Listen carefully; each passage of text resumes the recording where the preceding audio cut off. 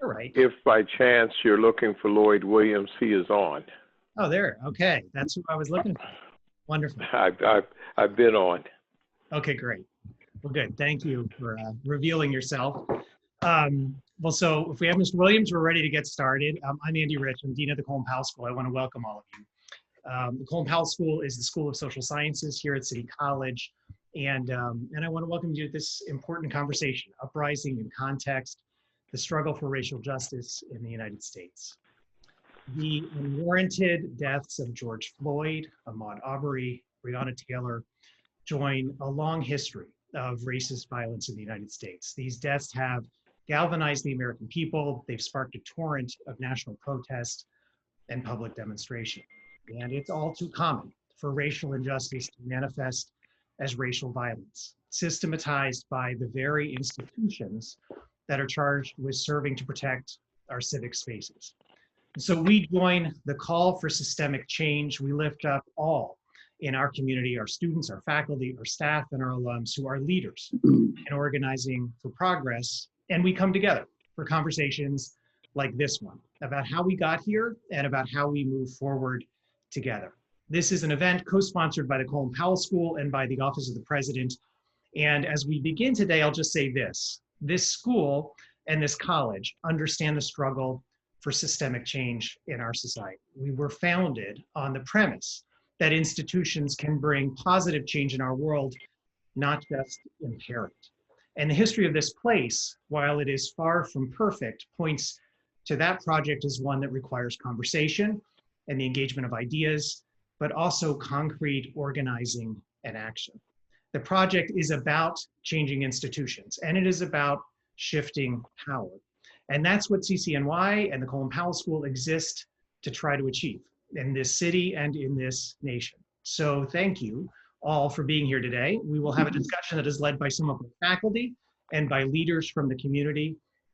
The event will be finished with closing remarks by President Boudreau. A couple of just very quick logistical items.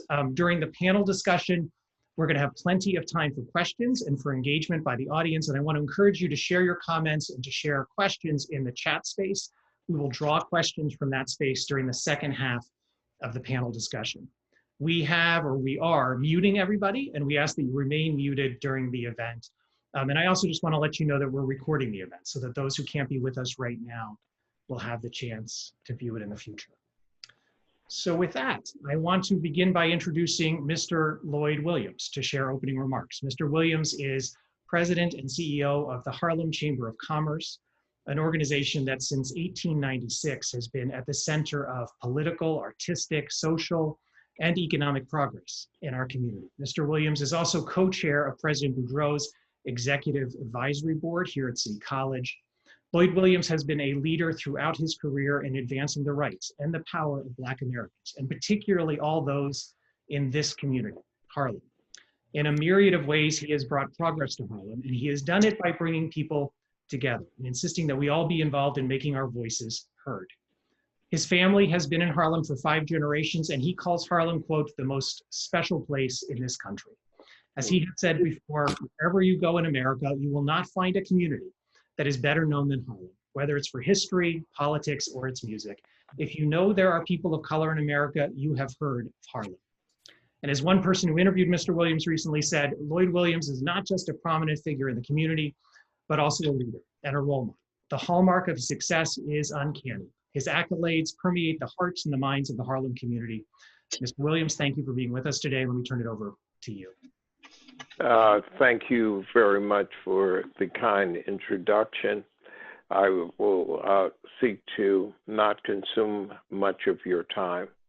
I want to begin by giving recognition and tribute to the partnership provided by and the leadership demonstrated by Dr. Vincent Boudreau. I'm very proud to serve as the chairperson of the President's Executive Advisory Board. And in the years that I have gotten to know President Boudreau, I can truly say that he has become first and foremost a friend of mine and my family, but most importantly, we have included President Boudreau increasingly in key points of interest related to the state, the region, nationally and internationally. President Boudreau and I have in fact traveled internationally together to share the mission of the Colin Powell School and that of City College of New York, and I think dramatically highly of President Boudreau. Let me then move on. As the poet writer Langston Hughes said, as goes Harlem, so goes Black America. And when he said that, at that time, Black America included African Americans, Hispanics, Caribbean Americans, and beyond. And so wherever you go on the face of the earth, if they know that there are people of color in America, invariably they've heard of Harlem. And so that which we do in Harlem resonates in Cicero, Illinois, South Side, Chicago, Watts, LA, New Orleans, East St. Louis, the South Bronx, Kingston, Jamaica, and far beyond. So when we talk about Harlem, we are talking about a Harlem state of mind.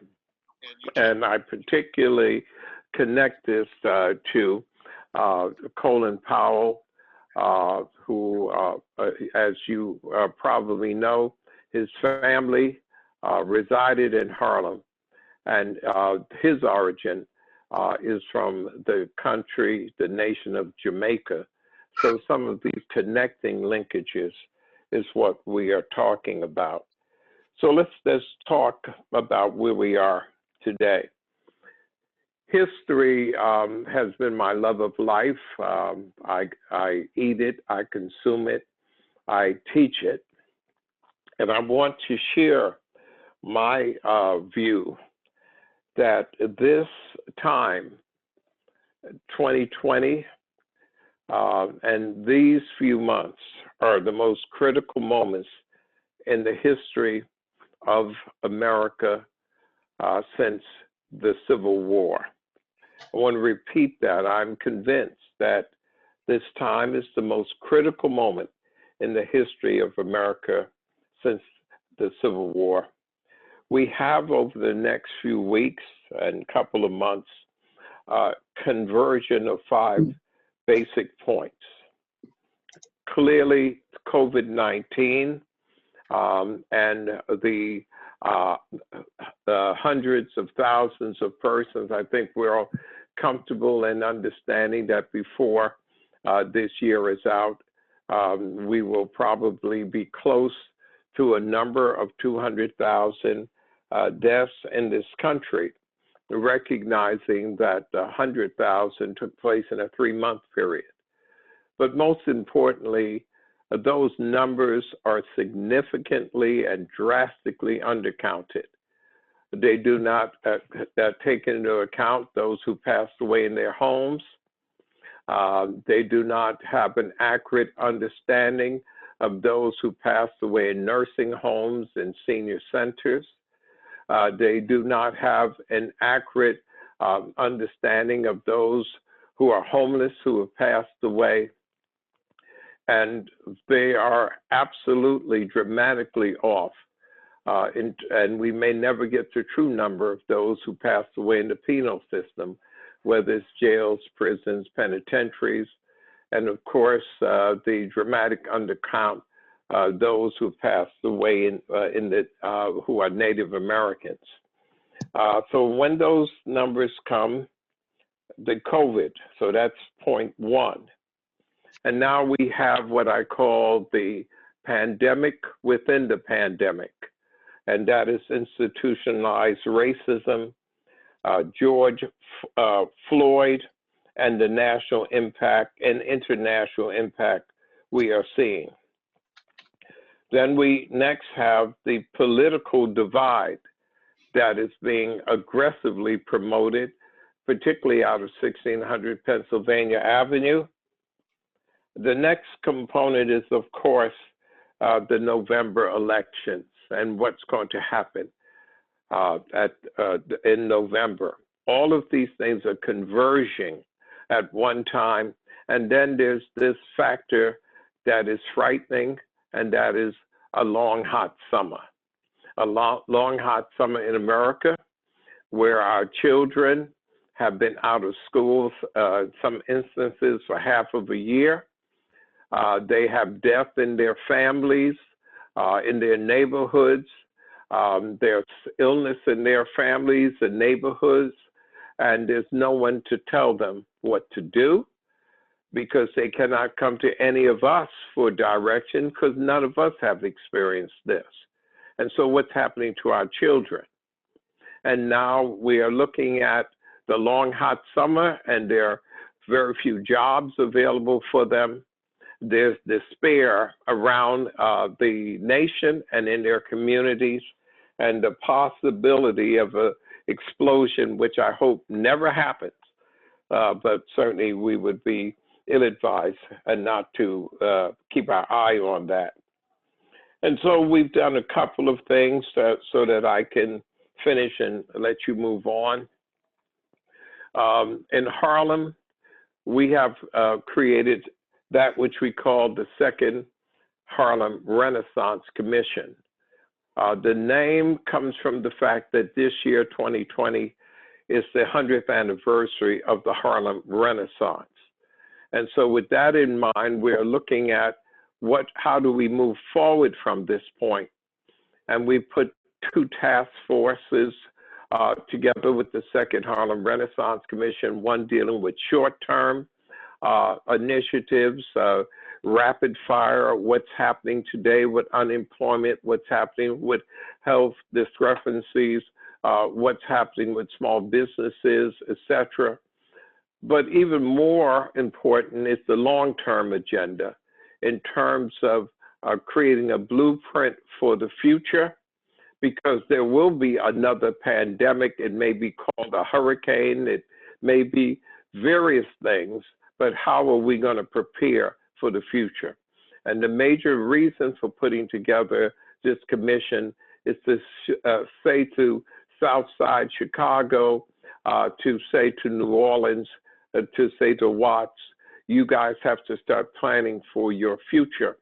And we can no longer continue to expect that others are going to plan for us, because we have a demonstration of what has existed because we have not planned for ourselves. So be very clear when I say we.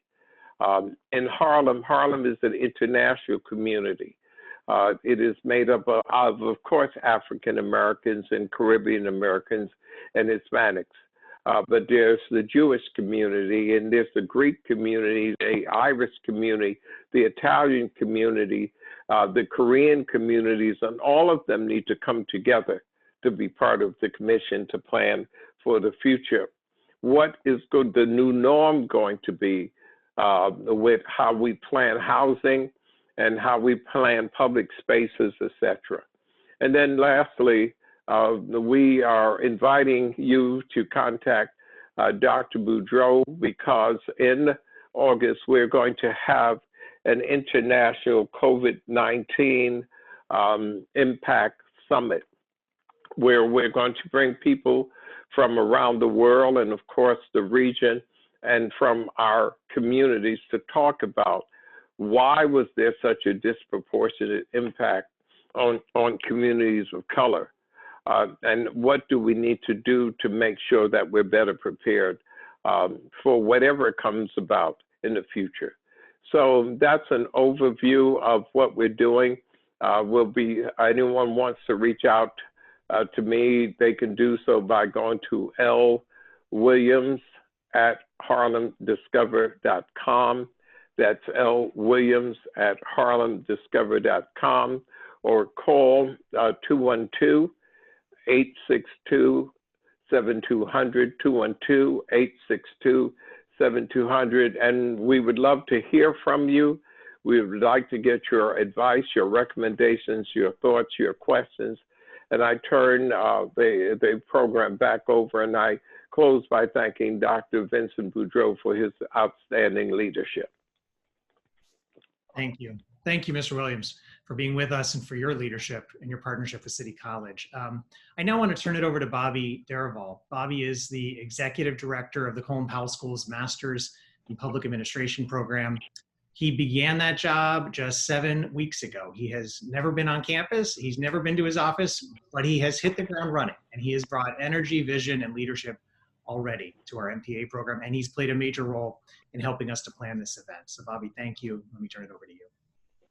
Thank you. Good afternoon, everyone. I'm Bobby Derival. I am the Executive Director of the MPA program at the Powell School of Civic and Global Leadership. I'm very excited to be a new member of the CCNY family and couldn't be more honored to be moderating this event. As Andy mentioned before, the public demonstration sparked by the racial violence displayed in the recent deaths of George Floyd, Breonna Taylor, Ahmaud Arbery, and countless more has rattled our collective conscience. Today, we hope to open up a dialogue, ask some hard questions, and start laying the groundwork for transformative community engagement. We are joined by three wonderful panelists. Dr. Asale Angel-Ajani, who is a writer, professor, and is Director of Women's and Gender Studies at City College. Michael J. Garner, President of 100 Black Men and Chief Diversity Officer at the Metropolitan Transit Authority. And Dr. Vanessa K. Valdés, Professor and Director of Black Studies at City College. I'm really excited to have you all together for this conversation. We will have a free-flowing conversation with questions I prepared for our panelists for the next 30 minutes or so, followed by Q&A with our attendees. We encourage our audience to write in their questions, comments, and remarks using the Zoom chat feature throughout this conversation. Debbie Chang, our Director of Fellowships at the Powell School, has volunteered to monitor the chat so we can gather your questions towards the end. Let's jump straight into the panel discussion. The frame for today's conversation is America's struggle for racial equality. So my first question, racial inequality has a long and tortured history in America. Based on your lived experiences, your research, and your own activism, how do you make sense of our current inflection point? Asale, I'd love for you to kick us off.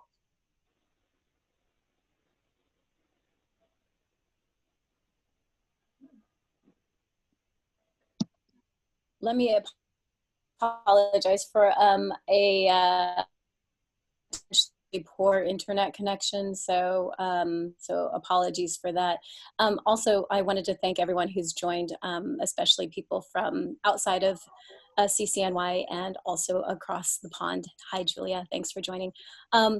So quickly, I just wanted to say that I think that the question that I read from you, Bobby, was a question about what is racial justice and what is and how and where we're at right now. I think that the problem that we face right now is that we are living through an absolute, for Black people, I think that we are not surprised by the events that have occurred, right? I think that what we are, to quote people in my family and my friends' families, is I'm Black and tired, and we are tired of seeing this level of violence and abuse done to our communities, not just in the form of police abuse, but also in the form of this pandemic that communities.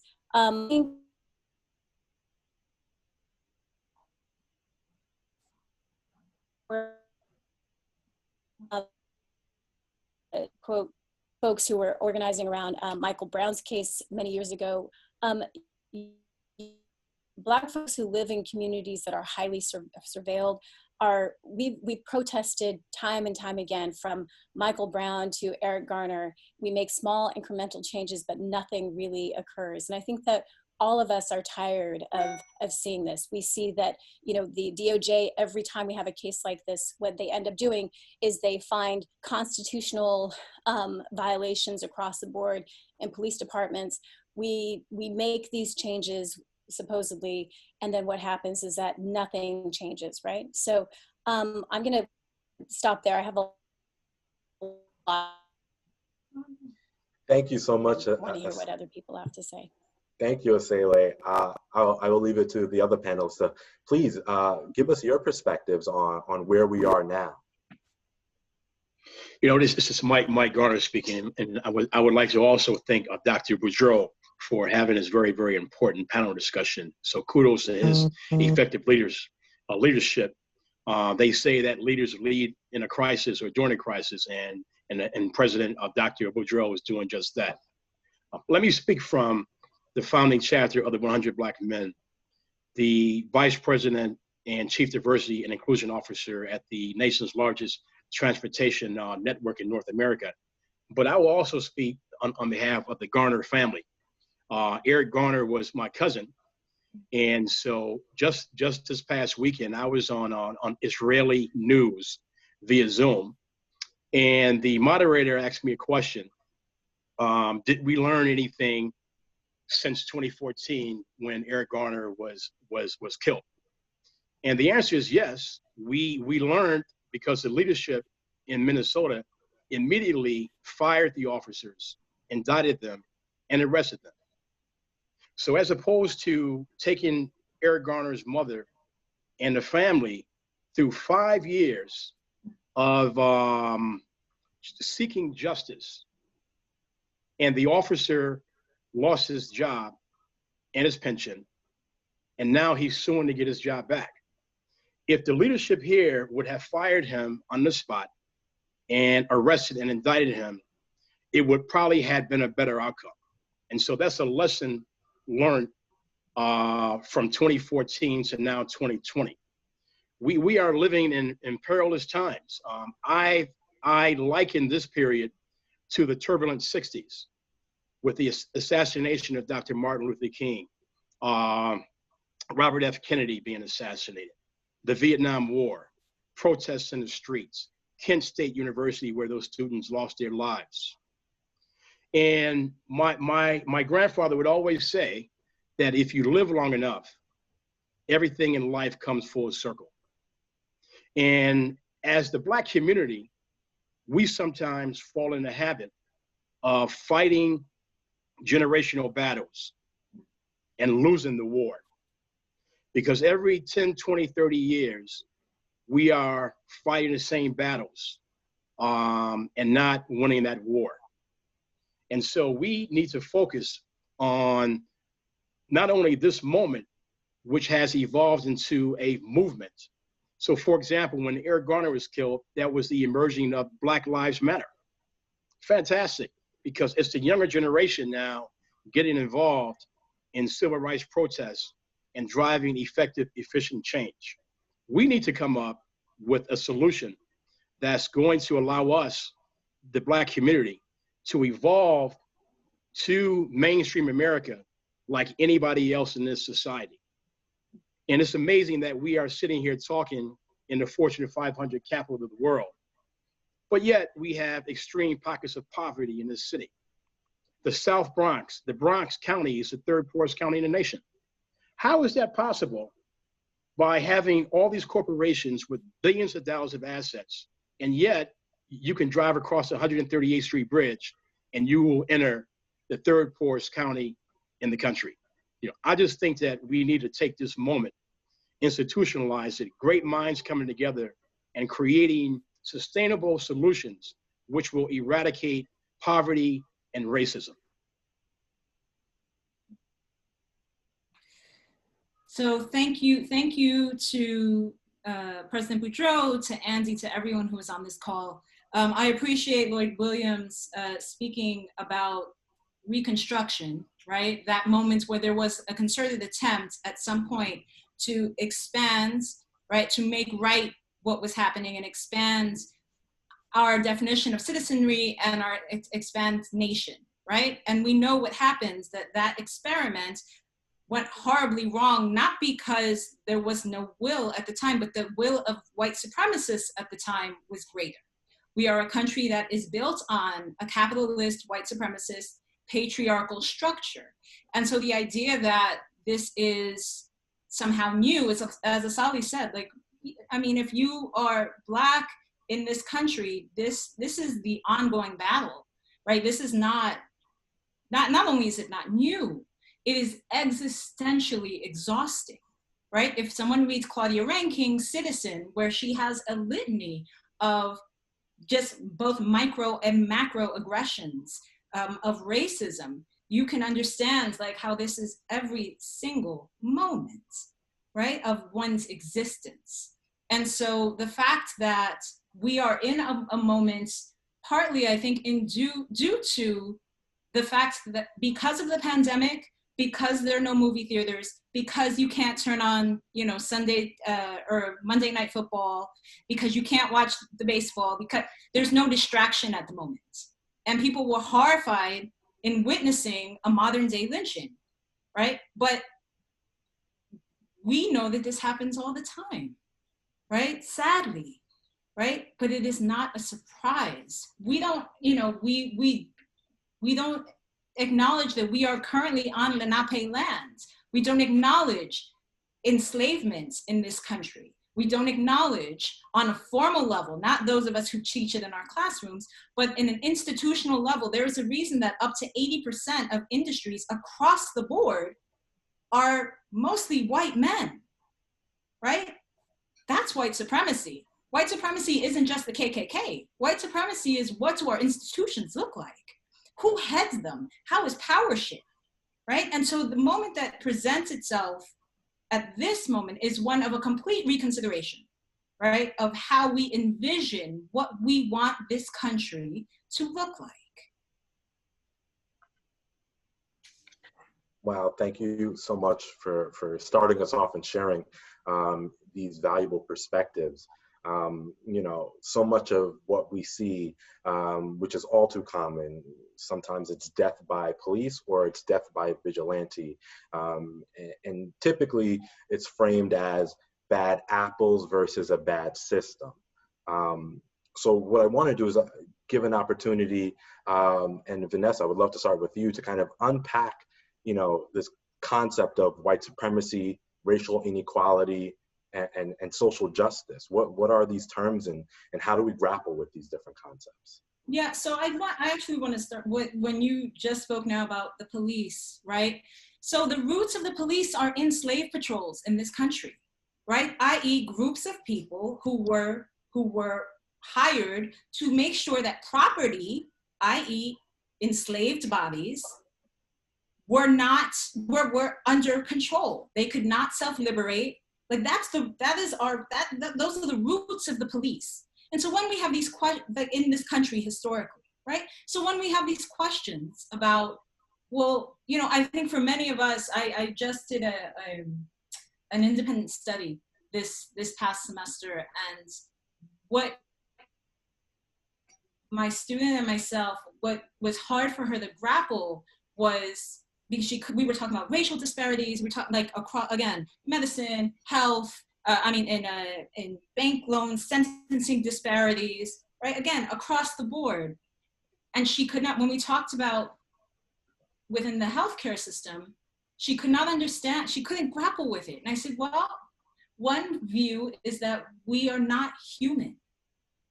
Meaning, right? Again, and this is, if anyone reads decolonial theory, Sylvia Wynter, Frantz Fanon, right? The idea that when we talk about the order of man, when we talk about the Enlightenment era, right? How we define man, how we define rationality, how do we define logic?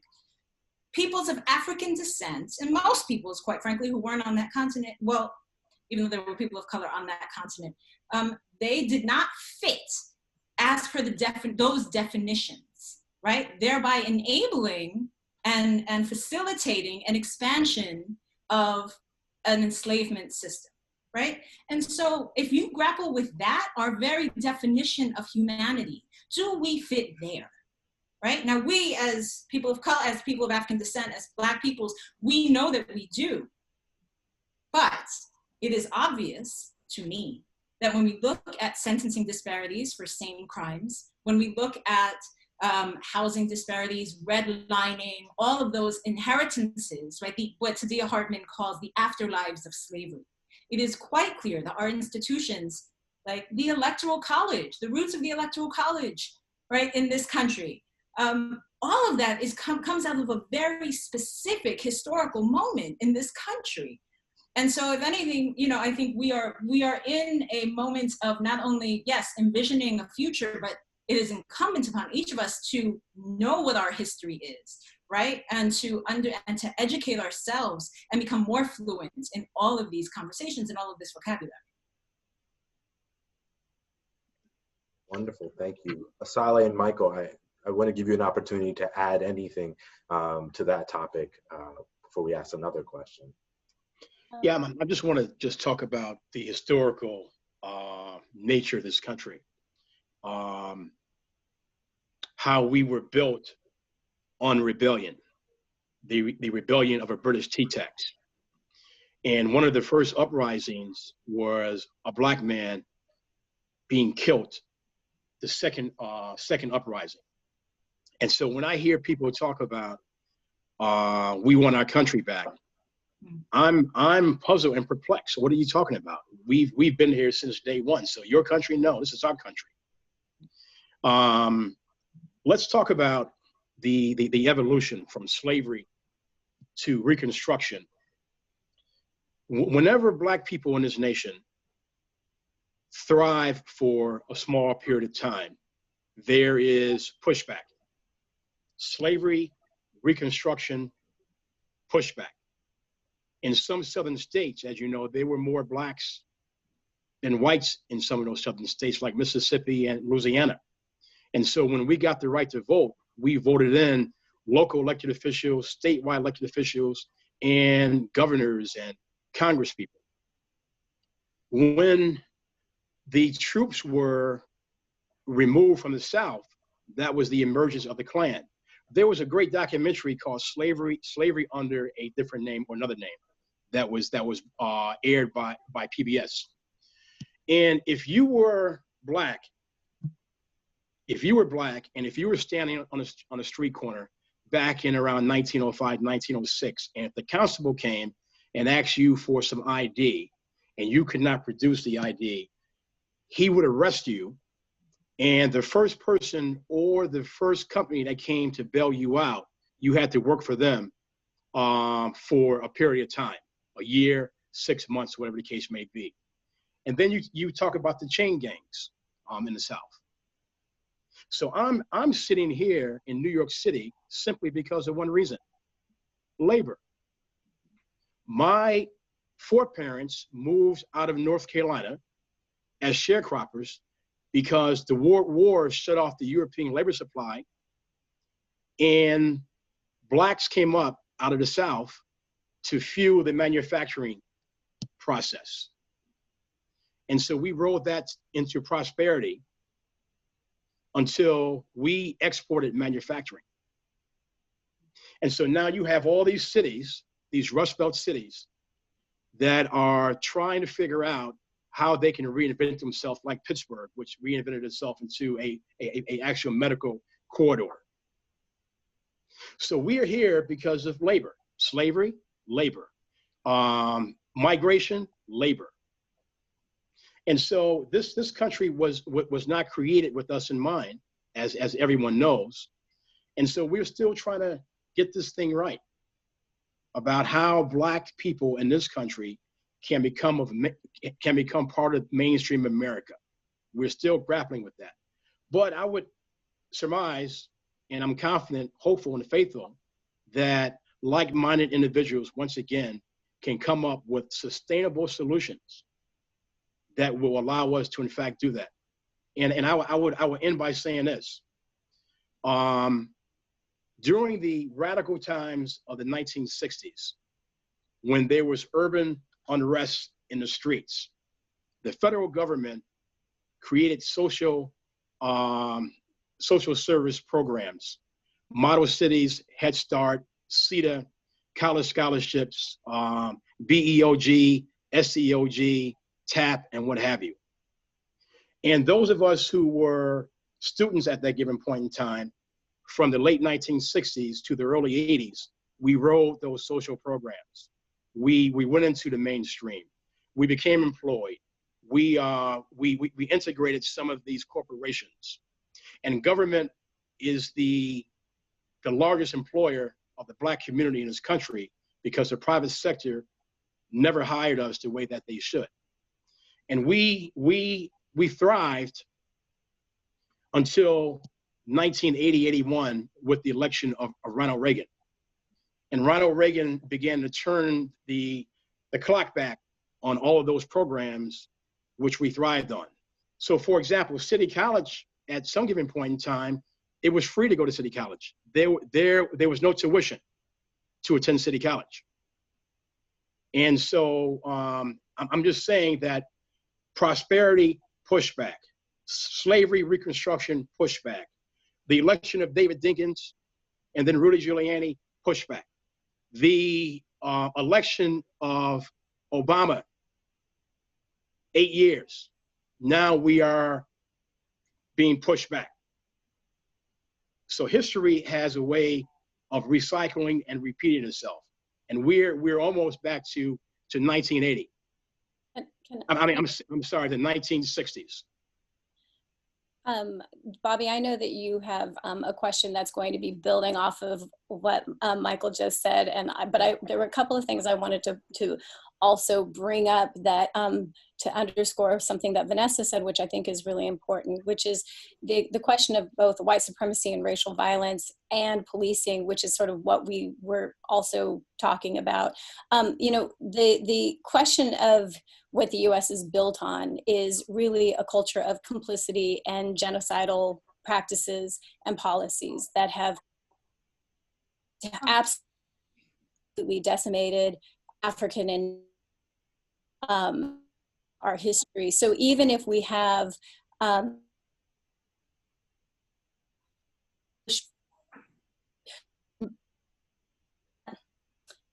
Black folks have not had the wealth and the status in society in the US since Reconstruction. So even prior to the 60s, even with all of these programs, we see that our progress has been very incremental, in part because of genocidal policies and practices, which have at their core the fundamental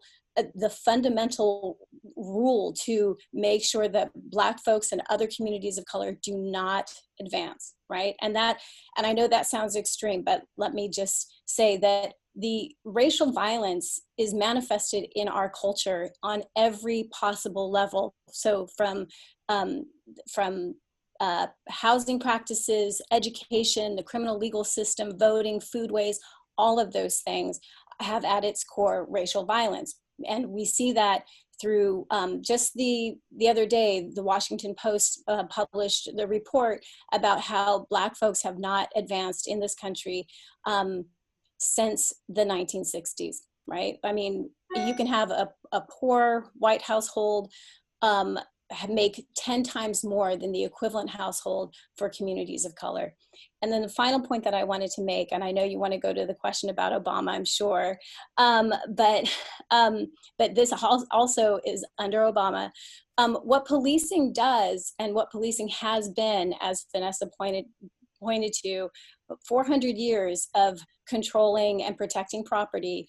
Black folks as property have always served as a commodity in our culture, right? So we have served, so policing is a tool of violence that has been constantly been used as an on-demand service by weak politicians to respond to social problems, right? So you have a problem.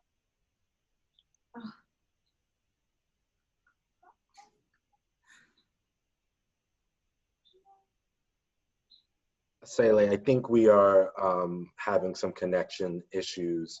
So I'm going to kind of pick up where you left off, because I think this is a wonderful kind of segue into, getting closer to where we are now. So we see, uprisings, riots, protests, these different terms that are meant to kind of frame you know, the public demonstrations that we see.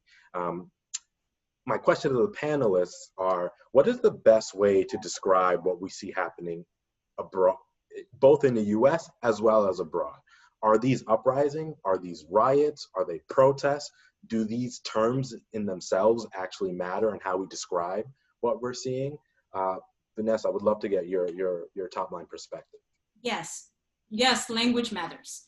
And so there's a difference between a riot and a rebellion and an uprising, right? And I think when we pay attention to who is using this language and how it is being used, when you say something is a riot, what you're intimating is that it is an out of control situation that necessitates a force that controls it, right? That puts it, that maintain, not only that puts structure, like that quells a riot, right? And so when we see protests happening in every single one of the 50 states, in US territories and across the globe, those aren't riots. Those are people standing up and demanding certain things of what their constitutions, what their legal documents have said, have promised to the citizenry in those countries. Now, citizen, right? In and of itself, right? There are folks who say, okay, well, that equals certain things. In the broadest sense, it means the people that are living in your territory. Do you have a responsibility to everyone on that land or no? And in the history of this country in particular, we've seen, right, that definition has been it started very, very, very small, right? You know, and we, as women and as non-binary folk, when we learn, for example, that all men are created equal, right? When we're growing up, we think, oh yeah, that includes us. And quickly we learn, no, it did not, deliberately, right? It did not, and in fact, it didn't even mean all men, right? It meant men with property, right? Which again included enslaved peoples. So, you know, I mean, when we talk about the language that we use, you know, in preparation for this meeting, I was looking at the Charter of the Free Academy in 1847, right?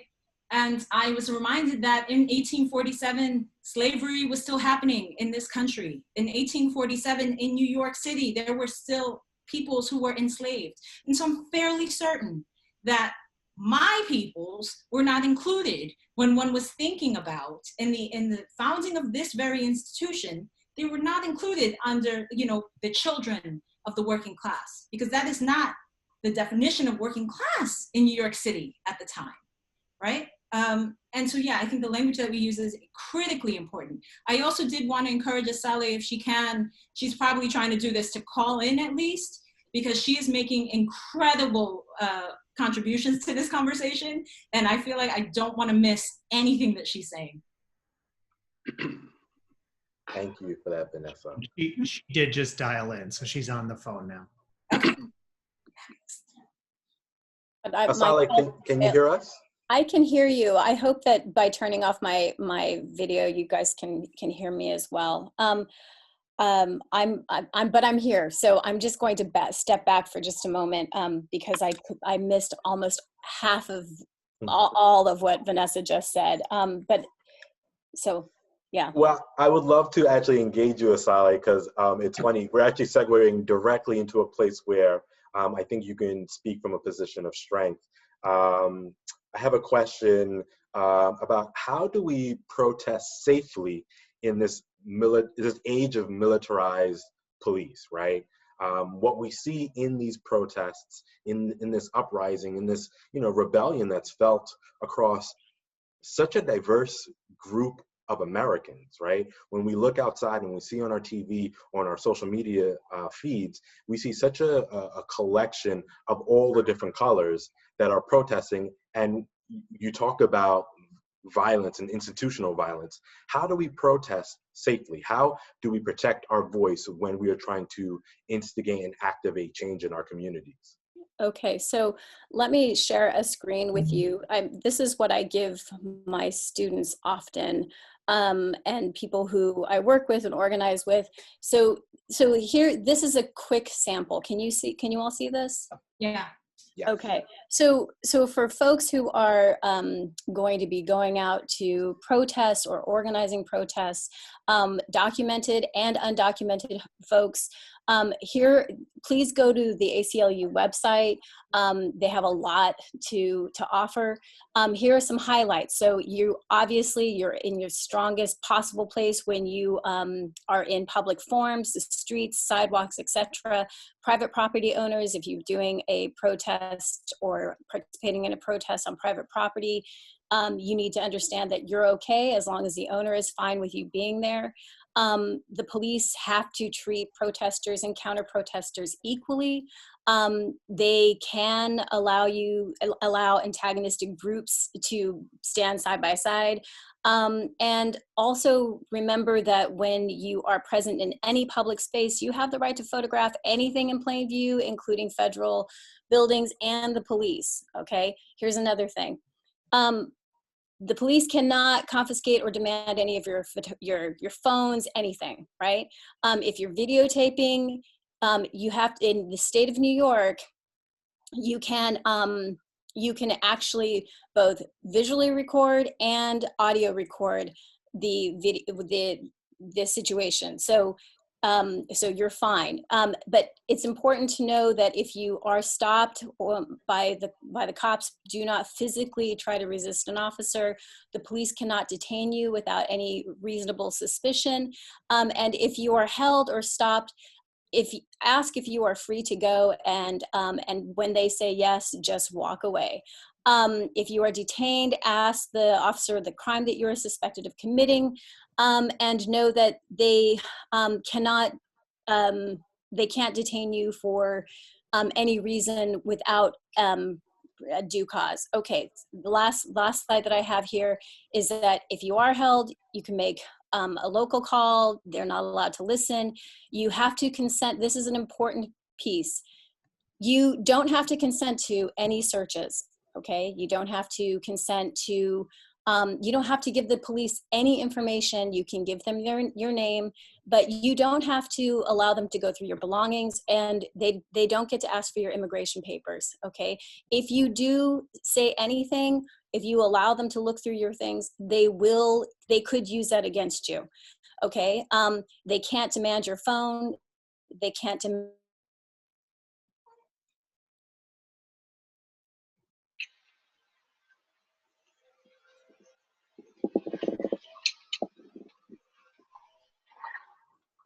Asale, I think we've lost your audio. Can you hear us still?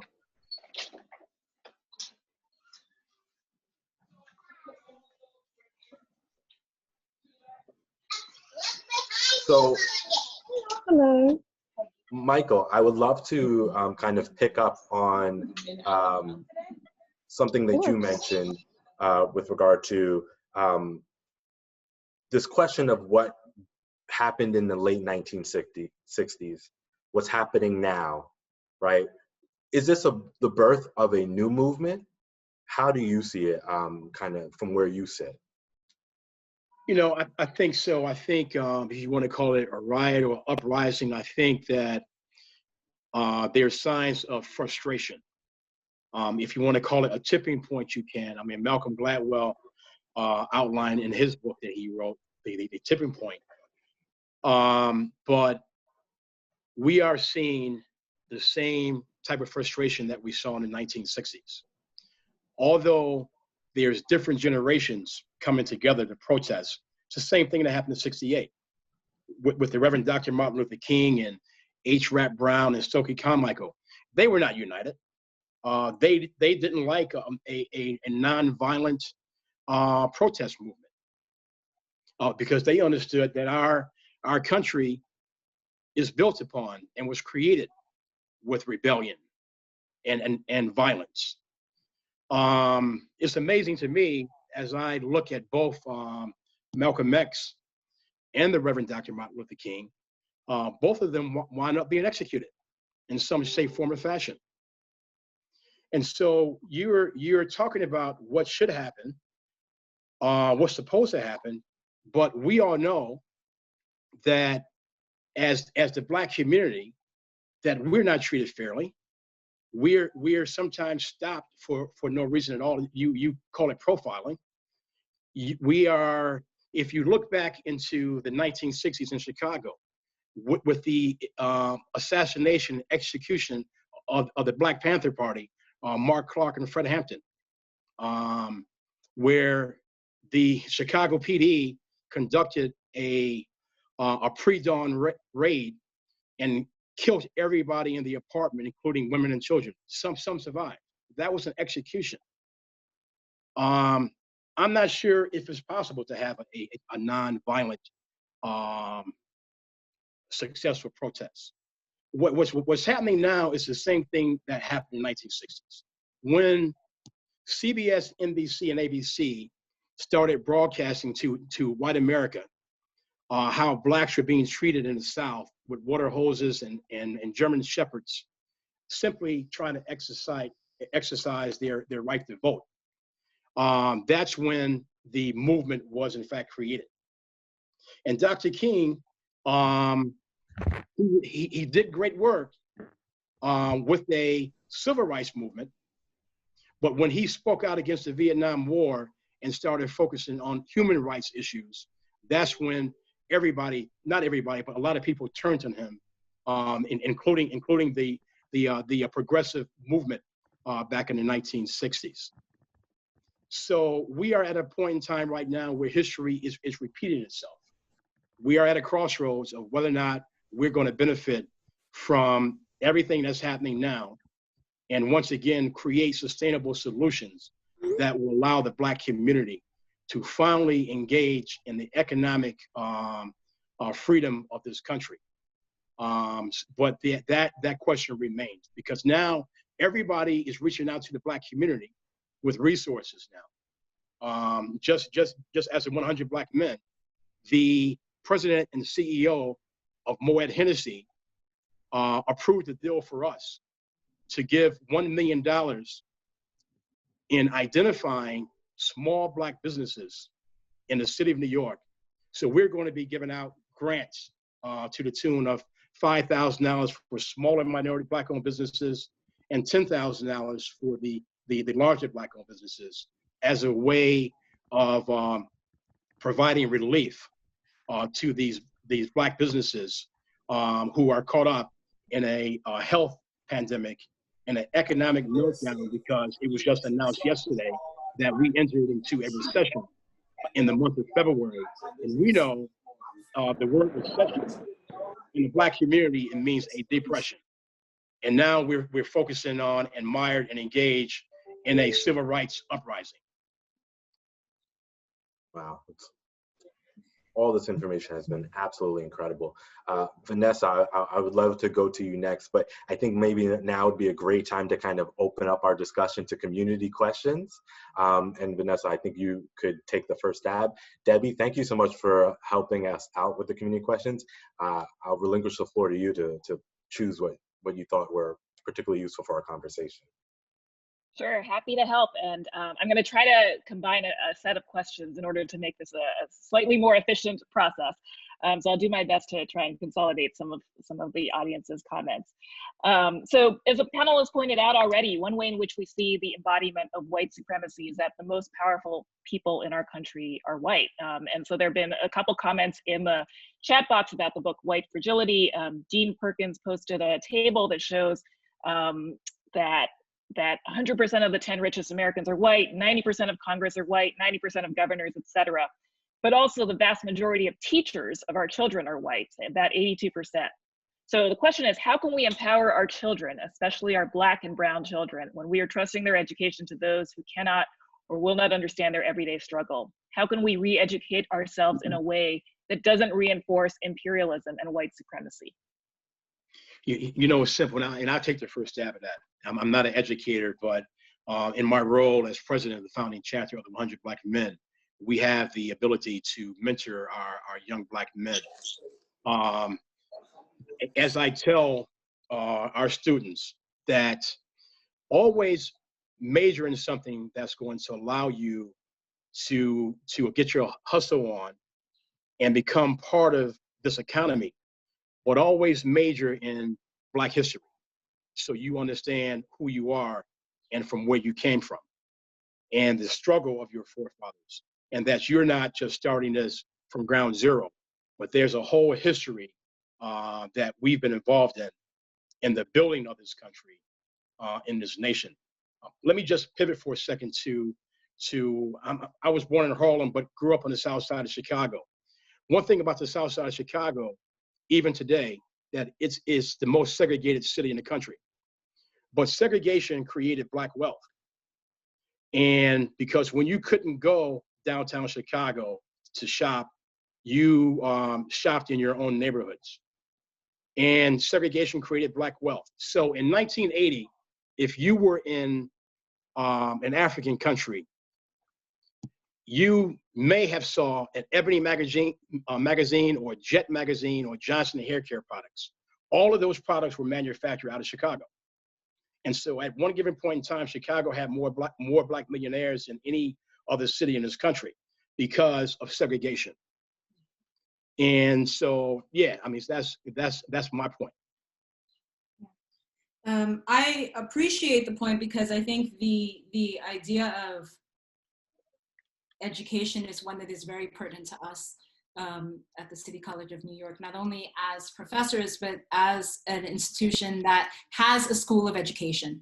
And so I want to pivot back to, for a second, the history of the Black Studies program is that it was born out of student protests, right? It was born out of students demanding faculty that looked like them, curricula that reflected their lived experiences and their histories, right? Those were two of the demands, an expansion of the SEEK program, and the demands that every person, every education student take Spanish obligatorily, in acknowledgement of the fact that the students of this city, right, of the public school system, were Black and brown students. And at the time, they were majority Puerto Ricans. The brown was a majority Puerto Rican student population.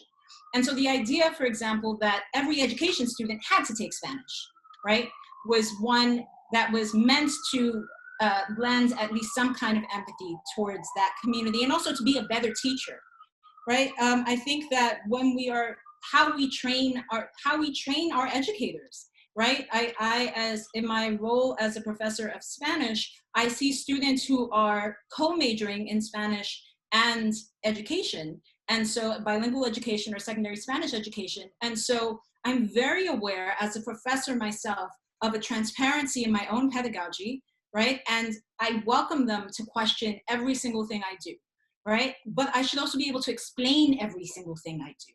And so when we think about the education, the enterprise that is education, decolonizing education means addressing power disparities. And that starts in the classroom, right? It starts in how are we treating our students, right? Like when we know our students, again, the students of the City College of New York, vast majority of them are first generation college students, immigrants, working class, we know this. So if you know that your student is coming off of an overnight shift and they're 5 minutes late, do you automatically fail them?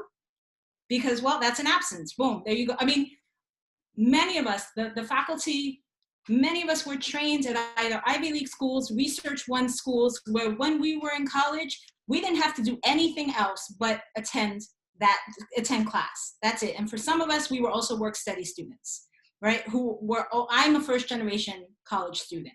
So what that meant, and graduate student. So what that meant is when I was in school, I was 2 hours away in New Haven, Connecticut at Yale University, but I was on the phone with my family every night. And my white colleagues who were 3 generations deep didn't understand how I could be on the phone every night and why I was dealing with my family issues when I should have just been focusing on my books, right? And so that's a disconnect, right? And we have to learn who our students are. We have to know what their lived experiences are and then adjust to what they're doing, to adjust what we're doing in the classroom, right? So if I had my first year here, I had planned 6 novels for my students to read, and there came a point where the students told me they could not. I asked, they weren't reading, and so rather than to jump to a conclusion that, oh well, they just don't want to read, like, I asked them, what's happening? And they explained to me they didn't have time to read in their lives. And so we made an adjustment, and one that did not sacrifice the quality of my class, but I made an adjustment. What can they do? And therefore, what can I do? What are we doing together? And so I think it is an ongoing conversation. Education is not K through 16. You know, education is through outside of the formal system. What are we reading? What are we sharing with each other? How are we doing this? Bobby, can I jump in really quick because can you hear me? Yes. Yes, please, Oh, go ahead. yay, finally, woohoo. Okay, quick, just want to build on the question of, or the issue of education. I think too, what we need to do is hold the white folks in our lives accountable to not just allyship, okay? In this moment, this is a movement beyond allyship, okay? When we talk about racial justice, oftentimes what happens is that, you know, white folks get to say, or like Ben and Jerry's, dismantle white supremacy in 12 easy steps. That is garbage. Everyone needs to do the work, right? Everyone.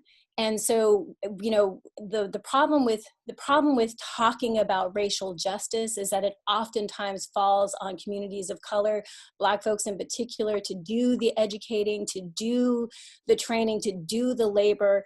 If I hear another person talk about how we need to look to Black women to figure out how to move in these streets, I'm done. You know, I mean, no, the issue is that racial inequality, racial violence, comes from, is all part of all of our fabric, and we need to address that. So white allies, you need to do your work, get your hands dirty, and don't just ring them. That's my point. The other thing is that there was, well, I'm gonna stop there because I don't want to ruin my good streak of internet, so I'll stop. Can I just wanted to pose a question just to the audience, just for a moment to think about this. We have seen videos, clips of people, of Black men and women dying, right? Think about the fact that we did not see the massacre in Newtown. We did not see the massacre. We don't see bodies coming back from war. We don't. So let's think about, as a society, right, what we allow to be seen versus not. Because at what point does it become Black death a spectacle? And so for me, that is a direct line. There's a direct lineage of lynching photos, right? Lynching photos and they were playing cards. Right? They were postcards that people shared with each other, right? To say, hey, look at what we did, right? And so that's, I think, on the level of doing the work, it's down to that. What do we allow in our public sphere, right? We've all been, I'm pretty sure, on a platform, a train platform in this city, and we've seen either cops that are in uniform or not talking. It looks just talking to people. And I mean, I know my reaction is like, oh man, like I get very scared. And I also know that I don't want to do anything, because in doing something, I put myself at risk, right? And so what do we allow to happen? Right? To Asale's point, this is not just people of color. This can't be people of color. Numerically, it can't be people of color. In the same way that feminism cannot be solely by women, right? We of course need men, and we need non-binary folks in this. It has to be all of us.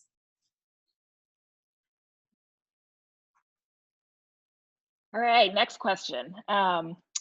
Can a piecemeal and incrementalist approach to remedy really make Black descendants of slaves in America whole? Or do we need to focus on more radical transformation through financial and other reparations? If modernity and education have not changed devastatingly and discriminatory mindsets of people, what will it take? I just want to challenge that by saying Black people are whole. Black people are whole. We are not broken. We're not broken, we're tired, but we are not broken.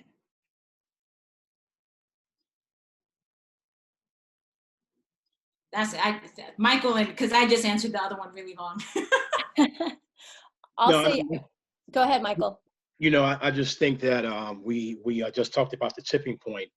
It's going to take everybody to come together to create solutions to our current social problems. Government, whites, blacks, and others to come together as one, focus on solutions. I mean, is that going to be job training that leads to where the jobs are right now in the healthcare and educational industries? But it's going to take a collective approach and not a piecemeal approach. And one thing I don't like to do, I don't like to engage on Zoom calls just repeating what is evident.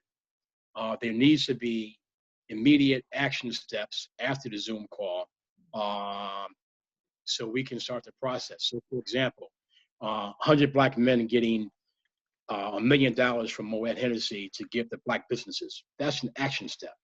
100 black men giving out $100,000 in college scholarships. And as a matter of fact, I just saw one of our students that we gave college scholarships money on to. He's online because he just wrote me a note.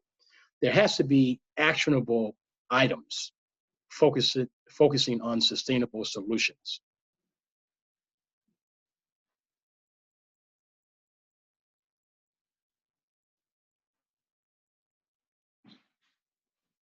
Michael, I agree with you. I think that so for example, people can please email me. I've got a list of things, a list of organizations that are currently looking for as much help, support.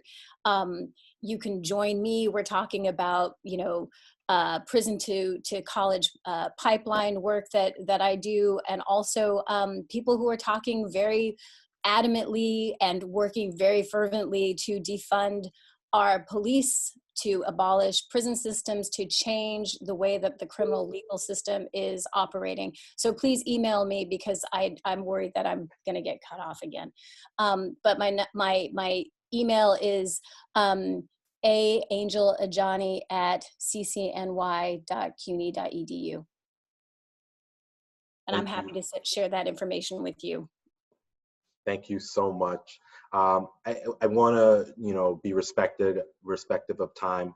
There are so many amazing and great questions from the audience coming in the chat. I obviously think there's a lot of interest, and we can continue this conversation. And I look forward to continuing this conversation with everybody, with our full community, in as many different venues and avenues as we possibly could to make sure we include everyone. What I want to do is give our wonderful panelists, whose leadership on these issues has been absolutely incredible today. I kind of want to give you all, the three of you, an opportunity in 30 seconds to a minute to kind of answer one final question, and hopefully we kind of wrap this up on somewhat of a hopeful note. And I want to ask you, kind of directly, where do you see signs of hope?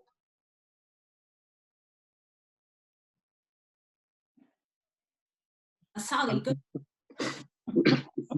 Okay. I'm gonna be respectful. I want the other two panels to go, and then I will speak.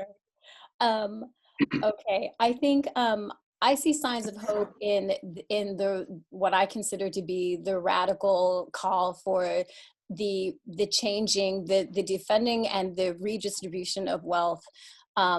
When you look at, New York State, and please, for those of you who believe in calling your representatives, the mayor, the governor, if they're saying that they're going to defund education to the tune of, $600 million, and the police only getting a cut of $23 million after they've got a budget of $600 billion, or excuse me, is it $6 billion? Excuse me, $6 billion. Okay, so that 23 million is a small indent in the largest police force budget. And we really do need to redistribute that tax-paying money, okay? And that's where I see the hope going. I see that, people may, the nightly daily protests, voices going heard, people taking and challenging and risking their lives on the streets. Absolutely, that's what I see is the most hopeful moment in this. We have 5 months until the elections. If we believe in the electoral process, we have 5 months. We have to keep it up. I too I see hope in the fact that you know, there are things in the same way that right after this president was elected, all of a sudden it felt like lots of people were paying attention to how our electoral politics work in a way that they hadn't previously. I think this is also that moment where we are paying attention to, you know, a city budget, to what is the legal statute by which police are immune to prosecution, basically. Like, what is qualified immunity? What is 50A? All of those things. I mean, this is conversation now that is happening, right? Across social media platforms, on news services. You know, we're questioning again where our money goes as a society. Who are we investing in as a society? I also do want to say, though, I mean, there are certain aspects of the current conversation where we're leaving people out. So for example, when we think about police violence, we don't necessarily think about the fact that we call the police when there's a disturbance, that someone has a mental health disturbance, right? Should we call the police for that, right? We're not talking about sexual violence in prisons at all, right? And so there's so much that we're also leaving out of this, that I think both the hope is that there is conversation happening, there's educating happening, there are, you know, again, across the board, there are people who are saying the words white supremacy as testimony to like how much we are, as a culture, as a society, we are showing that we are making the choice to say what we tolerate and what we don't. And at this moment, it looks to be that we do not tolerate racial violence in this way. I hope it continues. We cannot stop this momentum. We have to keep together. You know, I started out my comments by saying that I was on Israeli TV, and the moderator asked me if I was naive to think that this movement was going to bring about change. And I says no, because if you understand the evolution of our nation, we're just one big experiment. Blue states versus red states, rural versus urban, white, brown, and black. We went through a civil war, but I'm optimistic that like-minded people will come together. When I saw the protest, and I saw as many whites as they were blacks marching throughout the streets of this country, that's the real America that we live in. That is the real America. So I'm optimistic that we have learned our lesson from 2014 to 2020, when Eric Garner was murdered, 5-year struggle to bring justice. When George Floyd was murdered, the leadership immediately fired those officers, indicted them, and locked them up. We've learned a very, very valuable lesson. Let me also say that I'm a Sikh graduate from SUNY Buffalo. Under ordinary circumstances, being raised in segregated Chicago, where we had 8th grade books when I was a sophomore, and I knew it was the 8th grade book because I had the 8th grade book that we were using as a sophomore. I would not have qualified for college under ordinary circumstances. But the Sikh/EOP program gave me an opportunity. And one of the lessons that we can learn is that when government invests in its most precious resource, is people, it will be amounts of returns. For example, if you put a dollar number on the Sikh program and the amount of money that they gave me to graduate from SUNY Buffalo in 4 years, if you add that money up, and if you look at the amount of federal taxes that I'm paying, government invested in me, and now throughout my working life, they are going to realize a return on their investment. And that's how it should be. Government should be investing in people in this great nation that we live in. So yes, I'm optimistic that it's going to be a change happening because we've learned our lessons, and it's going to be a great thing being part of that change as we end this call, as we fill out our census forms, as we make sure that when that government funding comes from the census, that we fight for our equal shares, that we vote this crazy president that we have out of office, and we replace Mitch McConnell with Senator Chuck Schumer to lead the U.S. Senate, and we maintain the majority in Congress, so we can control all three branches of government. That's the charge that we need to focus on as we end this call. Thank you. Thank you so much to our three incredible panelists for their perspective and for the leadership that they've shared with us today. Thank you to our audience, who you've all been really incredible and very engaging. There are so many incredible questions and ideas that have been left unacknowledged in the chat, and we are going to find ways so that we can continue this movement forward and continue this conversation. Before we close, I would like to thank the CCNY President Vincent Boudreau, first for sharing a timely and thoughtful memo on racism earlier last week, and for his active role in co-hosting this event. It demonstrates our college's commitment to community activism and social justice, especially now when we need empathic leadership that is critically engaged. Without further ado, I'd like to pass it over to President Boudreau for some closing remarks. Oh, thank you for that, and thank you all for who took this idea and ran with it. I want to start by acknowledging and echoing, what President Garner and President Williams said at the top of this forum. The relationships that we have built with community organizations and with institutions like the Great Harlem Chamber of Commerce and 100 Black Men, I think need to be defining for CCNY.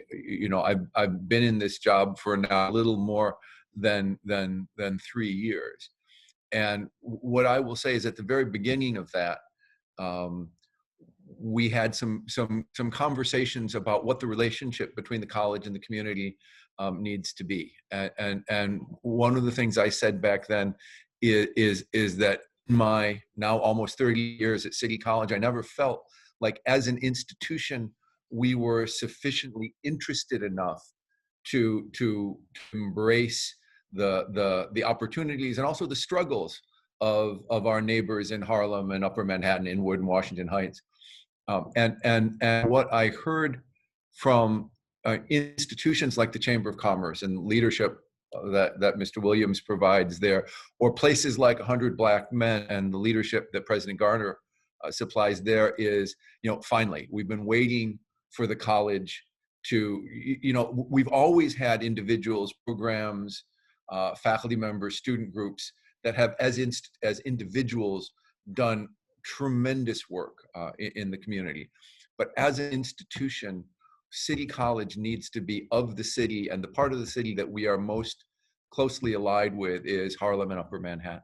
So I want to thank both of them for being so willing to take my initial statements of where we need to be as an institution and making a place for the college.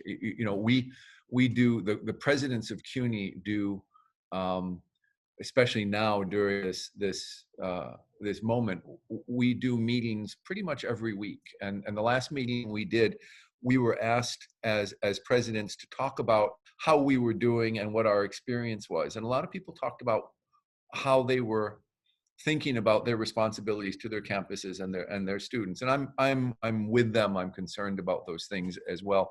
But the thing that I wanted to talk about was that for the duration of this pandemic and then the protests that followed after Mr. Floyd's killing, when there was a conversation in Harlem about what we needed to do as a people to respond to the health crisis and to the political situation, the leadership of Harlem made a place for City College in that conversation. And I'm so grateful for that.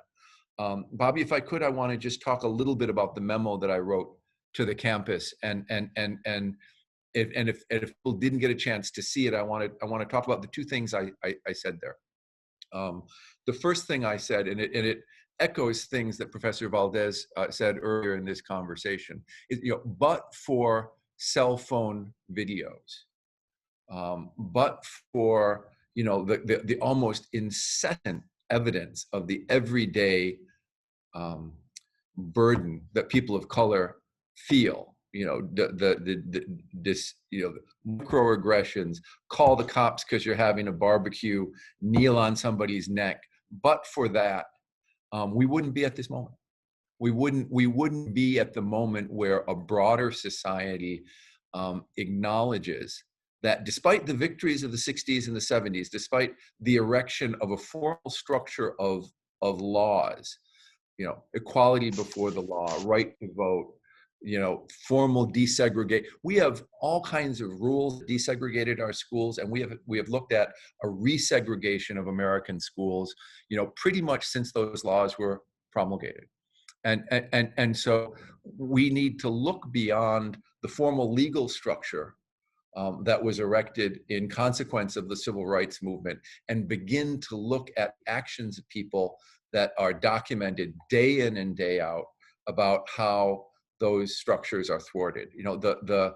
The promise of formal liberalism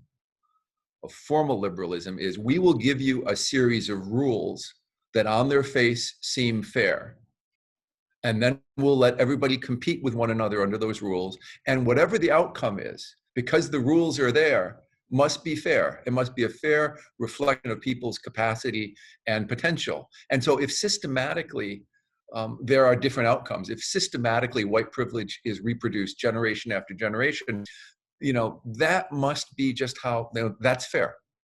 That's what liberalism, formal liberalism says. And what we see in all of our ability now to show how rules are enacted, we see all the myriad ways in which whatever the intention of those rules are has been thwarted. And that's the moment we're at right now. We're at the moment where the next stage in the struggle is not to erect new rules.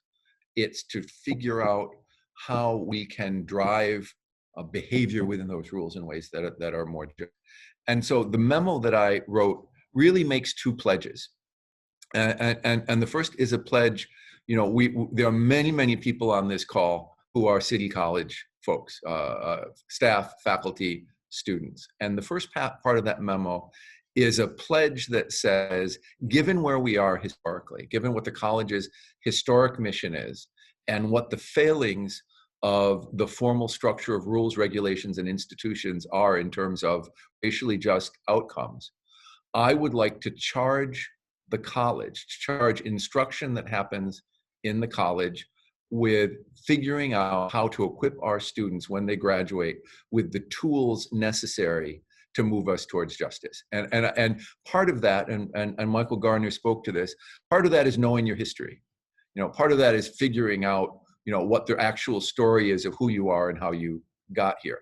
But, you can take, we're living in a society right now where basic statistical truth, climate change, racial inequality, violence, basic statistical representations of the truth are undercut because we have a society that doesn't believe in statistics. They don't believe in scientific knowledge, right? And so are we equipping our graduates to analyze data and tell the story of that data, right? That doesn't have to be in a class specifically devoted to racial justice or history, right? Are we equipping our engineers and our scientists to think about the implications of how they practice their work? Are we equipping our architects to think about the built environment and what implications it has for relationships between advantaged and disadvantaged communities? And so my first call in that memo was for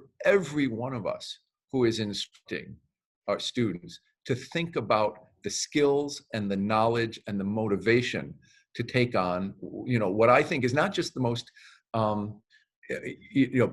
alongside climate change, the most important struggle of our day, but to make sure that the students understand that they're acquiring a portfolio of skills that must be mobilized into fixing what is broken in our society. That's the first one. The second one, though, is tied to our relationship as an institution with the community.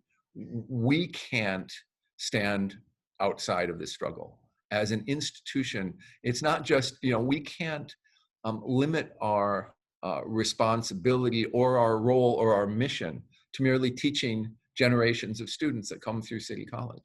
We have skills, we have insights, we have resources. Even now, under the COVID-19 inspired budget cuts, we have things to offer to the community and to the public.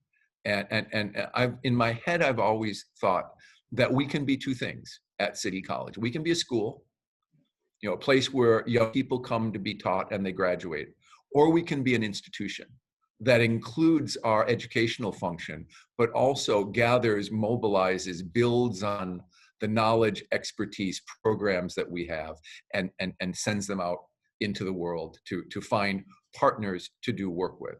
Mr. Williams talked earlier about the Second Harlem Renaissance, and this is a commission that he is putting together with leaders of Harlem to think about what happens after COVID-19, and to think about not just how do we get back to where we were, but what is it that's embedded in the unequal structures and practices of our economy, our society, our culture that made communities of color so vulnerable to this pandemic. And so the Second Harlem Renaissance is both a coming back and a moving forward.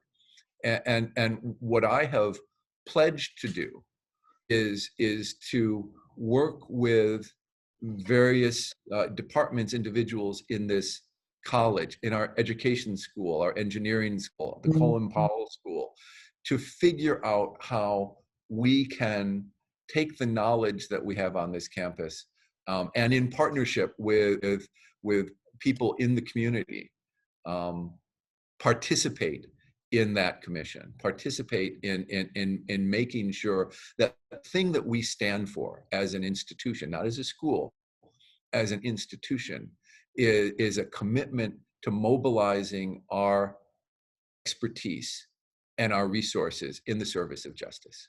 And so, the statement is on our website. All you have to know is those two things.